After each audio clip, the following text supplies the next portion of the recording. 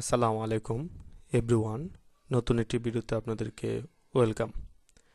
আজকের এই ভিডিওতে আপনাদেরকে আমি দেখাবো কিভাবে অ্যাডোবি ফটোশপের মাধ্যমে পাসপোর্ট সাইজের ছবি তৈরি করা যায়। তাহলে চলুন বন্ধুরা, ভিডিওটি শুরু করা যাক।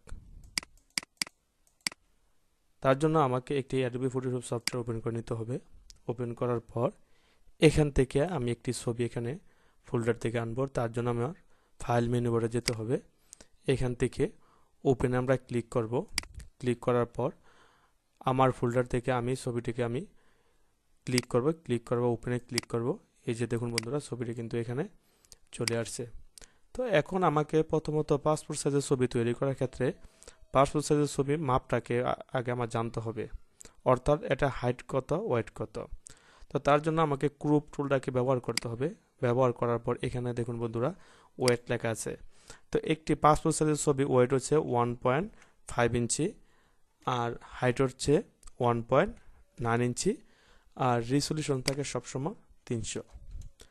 তো এখানে দেওয়ার পর আমি ক্রপ টুল দিয়ে এই ছবিটিকে মার্ক করব। মার্ক করার পর ইন্টারে ক্লিক করব। এই যে দেখুন বন্ধুরা, এখানে কিন্তু একটি পাসপোর্ট সাইজের ছবি কিন্তু তৈরি হয়ে গেছে। তো এটাকে আমি সেভ করার জন্য আবার আমি ফাইল মেনু বারে যাব।